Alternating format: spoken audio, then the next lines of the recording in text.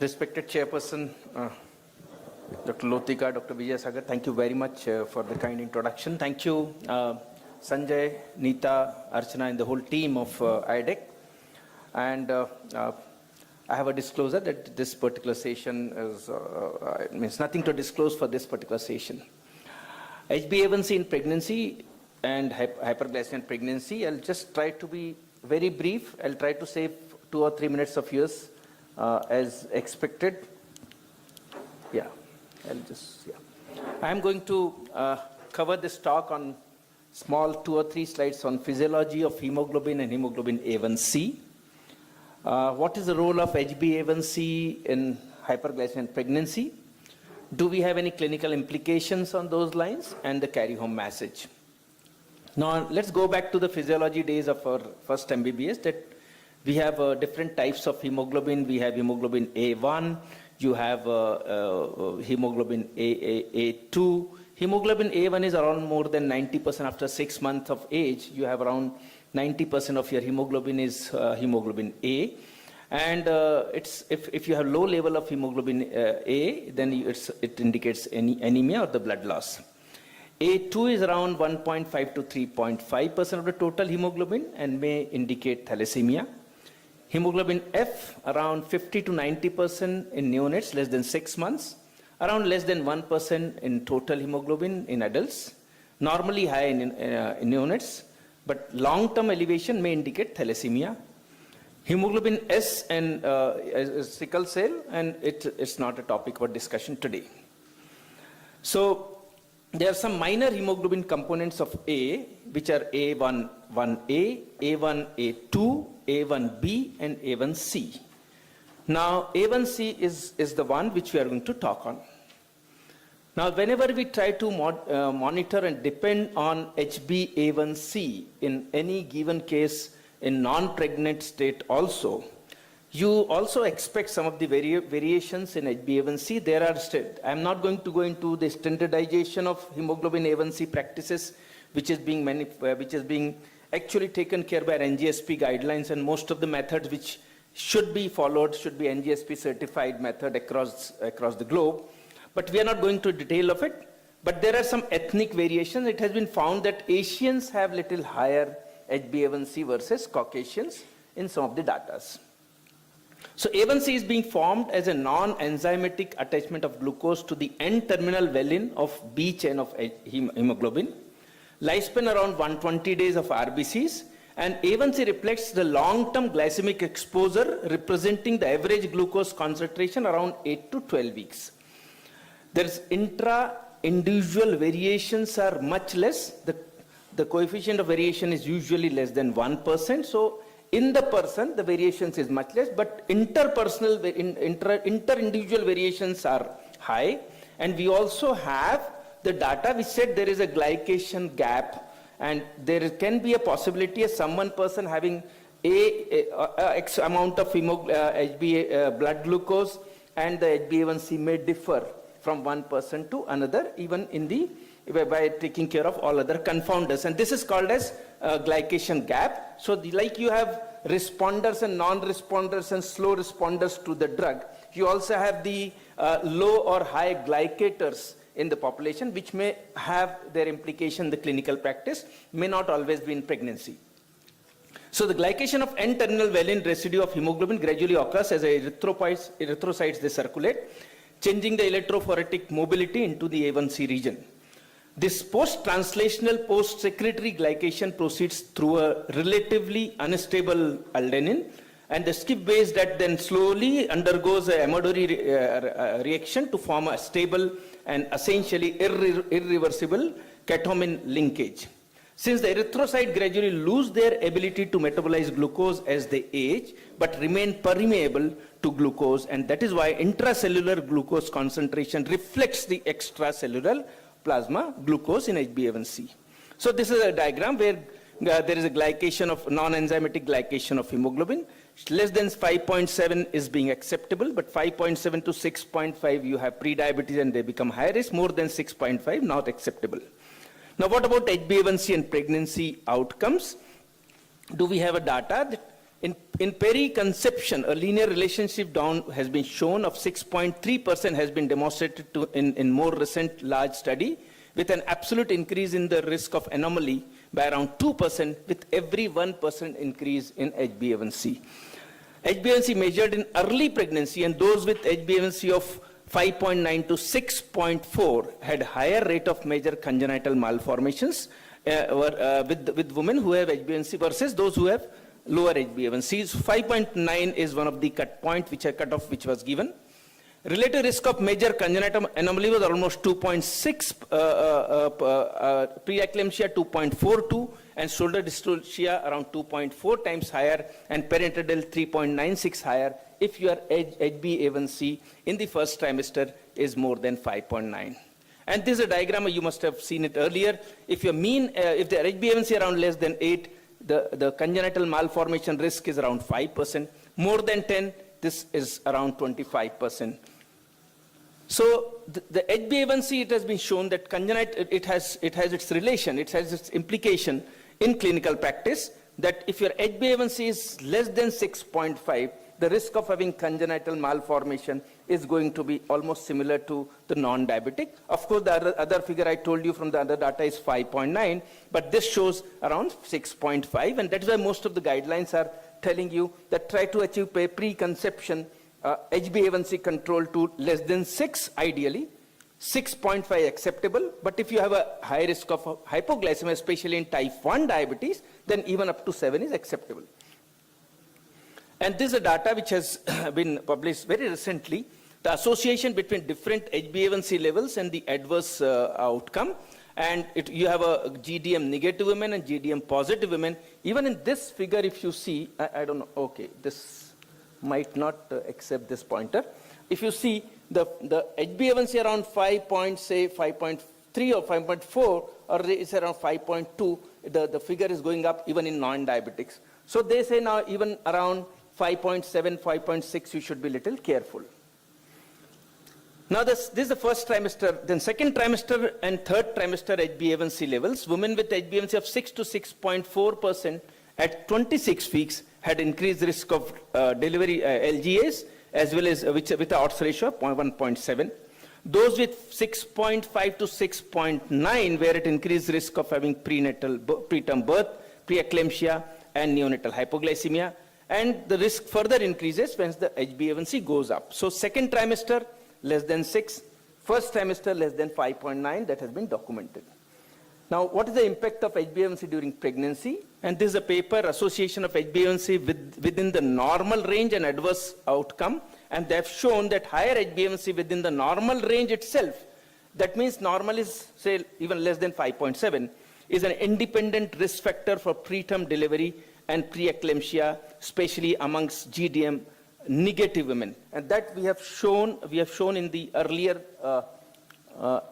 the earlier one. This is the diagram of that particular paper, that you come around 5.2 or 5.1 onwards, say 5.2, even that is risk factor. And now let us talk about the changes in normal pregnancy. What happens to hemoglobin? What happens to iron? Now we know that pregnancy is a state of hemolysis, and there is increase in the as the pregnancy advances. I'm sorry, I'm getting as the pregnancy advances, you have increase in the blood volume, you have increase in the RBC mass to compensate this anemia, which is actually dilutional anemia, and the hematocrit rate goes down. So you have dilutional anemia with around 15 to 20% increase in the red cell mass, with more erythropoiesis. You have little decrease in the number of platelets, but what happens is you have anemia, which is dilutional anemia, which need to be compensated through erythropoiesis. Now what happens is, in pregnancy, the plasma volume, the RBC volume, and the hemoglobin mass increases. There's marked demand of the extra iron, especially in second half, which cannot be overcome by diet, and thus there will be a physiological iron deficiency. And not only a fall in HbA1c concentration, but the hematocrit value in the second trimester, but there is also associated low iron in the body.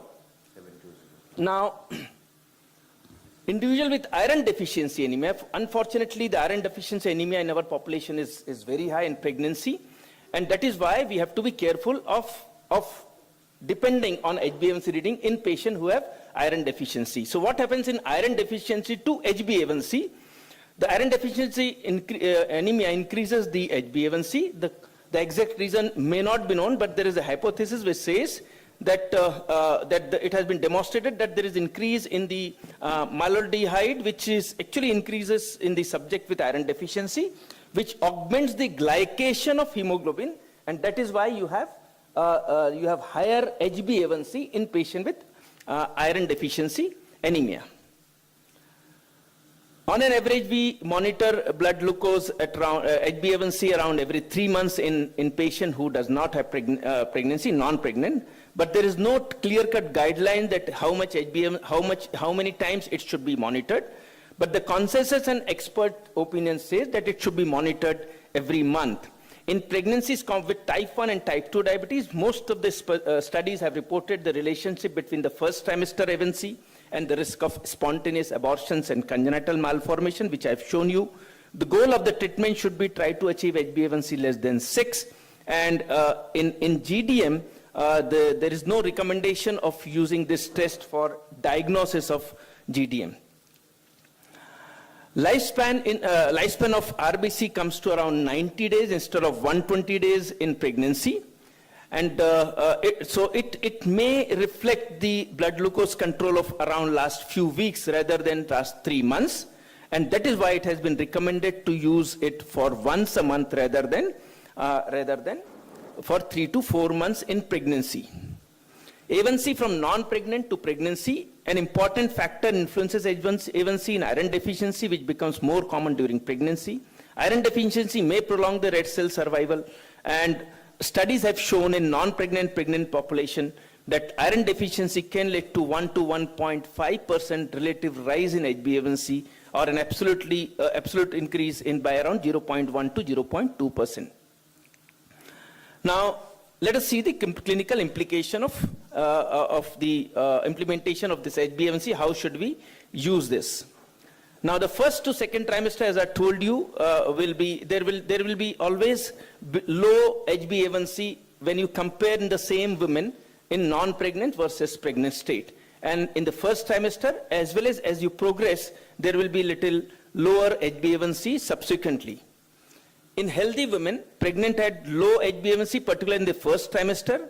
This might implicate that the prevention of congenital malformation and macrosomia in type 1 women, HbA1c should be below 5 in the first trimester and below 6 in the third trimester. So you should try to achieve this from this paper, which has shown what is normal HbA1c for non-diabetic pregnancy. And this data again says in the non-pregnant state, you have 5.5 to 0.4. In the early pregnancy, it comes to 5.1, and the late pregnancy, it comes to around 5. So this data again says they should try to be more strict, vigilant, and more strict control in the early pregnancies. In early pregnancy, for unrecognized role of HbA1c, in early pregnancy for unrecognized pre-existing diabetes or early GDM. We call it as pre-gestational diabetes also. So the early GDM, HbA1c of 5.8 to 6% are reported to have high specificity and positive predictive value for detecting women who is likely to be positive. A large observational study has shown women to detect who had diagnosis of diabetes, 5.9 can be the cutoff before 20 weeks. And this threshold has shown almost 98.4% specificity in the diagnosis. So applying HbA1c threshold of 6.5 may miss out for almost 47% of these women who have this. So we have to be little on lower side. We also have data from Dr. Balaji group, and he says that HbA1c of women with normal glucose tolerance should be around 5.3 to 5.36, and GDM women in the first trimester should be 5.96 and less. So this is again a figure which matches with the international publications, which is between 5 and 6. In later pregnancy, can we detect the GDM, which is going to be positive in future. Now, most women with later GDM will have HbA1c of less than 5.9. Analysis may replace the 24 to 28 weeks OGTT, but at this moment of time, women at later GDM do not have an elevated HbA1c in the early pregnancy, and we can't rely on it. Women with later GDM do not have any elevated HbA1c in early pregnancy, so you can't do that. What about the use of HbA1c in the postpartum women? For persistent hyperglycemia, so very important is, for 6 to 12 weeks postpartum, the phase of hemolysis which happened during pregnancy might have its impact for 6 to 12 weeks till you have newer RBCs. And that is why HbA1c cannot be used for on the basis of the non-pregnant the criteria cutoff values of 5.7 or 6.4, what you have in 6.5, what you have in non-pregnant person. So postpartum, 6 to 12 weeks, the gold standard is oral glucose tolerance test to diagnose diabetes as a postpartum diabetes and not HbA1c. After 12 weeks, of course, you can apply that. Other investigations for diabetes relevance in pregnancy, OGTT is gold standard. CGM may be used, I'm not going to go in detail of it. Fructosamine, urine glucose has no value. Fructosamine just gives you reading of around 2 weeks, and fetal ultrasonography. Mid-pregnancy fructosamine measurement, predictive value for GDM and associated postpartum glycemic indexes, says that the second trimester fructosamine is a poor predictor of glucose intolerance in pregnancy as well as in postpartum, so we can't use it. Another measure is 1,5-anhydroglucitol in gestational diabetes, and we have some data which can be used because it may take care of some of the variables which may affect the like you have iron deficiency anemia or other things which can be taken care of, fetal hemoglobin which can be taken care of by another glycation. 1,5 Ag levels are lower in pregnant women with GDM compared to individuals without GDM, like you have HbA1c. So finally, what is the recommendation of using HbA1c in pregnancy? Due to increased red cell turnover, A1c is slightly lower in the normal pregnant women than in normal non-pregnant women. Ideally, the A1c target should be less than 6 if this can be achieved without significant hypoglycemia, but the target may be relaxed up to 7 in view of type 1 diabetes who have a high risk of hypoglycemia. When used in addition to pre and the post-meal blood glucose monitoring, CGM can help to achieve HbA1c target in type 1 diabetes. When used in addition to blood glucose monitoring targeting traditional pre and postprandial targets, real-time CGM can reduce macrosomia and neonatal hypoglycemia. I'm not going to go in detail in type 1 diabetes. CGM metrics may be used, but commonly used, this is important statement, commonly used estimated A1c and glucose management indicator calculations should not be used. So calculated HbA1c should not be used in pregnancy. In studies with women without pre-existing diabetes, increased A1c levels within the normal range are associated with adverse outcome, and this has been shown in HAPO. Observational study in pre-existing diabetes and pregnancy shows the lowest rate of adverse outcomes with the HbA1c 6 to 6.5 in early pregnancy. A1c represents an integral measure of glucose. It may not fully capture the postprandial spikes, which drives the macrosomia. This is a limitation of HbA1c, and that's why you have to have the home monitoring of blood glucose along with HbA1c as a target. And thus, although A1c may be useful, it should not be used as a secondary measure for glycemic control in pregnancy after glucose monitoring. In the second and third trimester, HbA1c less than 6 has the lowest risk of LGA, preterm delivery, preeclampsia. Taking all this into account, less than 6 is optimal control. A1c target in given patient should be achieved without hypoglycemia, which in addition to adverse sequelae may increase the risk of low birth weight. Given the alteration in red blood cell kinetics during pregnancy and physiological changes in glycemic parameters, A1c levels may need to be monitored more frequently, like once in a month, to see the blood sugar control. The final message is A1c in the first trimester and ideally the first prenatal visit should be done if the OGTT is positive. Note the pregnancy-specific A1c reference range and monitor more frequently. A1C test done as early as possible could identify women at high risk to, and improve the blood glucose control. A1C testing is more convenient but less accurate than OGTT at detecting abnormal glucose tolerance for gestational diabetes, and the A1C and fasting cutoff is lower in pregnancy. Finally, wishing you all a happy Wala Raksha Bandhan, Independence Day, Ganesh Utsav, Janmashtami. Stay safe, stay healthy, keep smiling. Thank you very much for your patience listening. Always cut the fruit and not the cake to celebrate any occasion. This slide I try to keep in all the meetings if possible. Thank you very much for patience listening.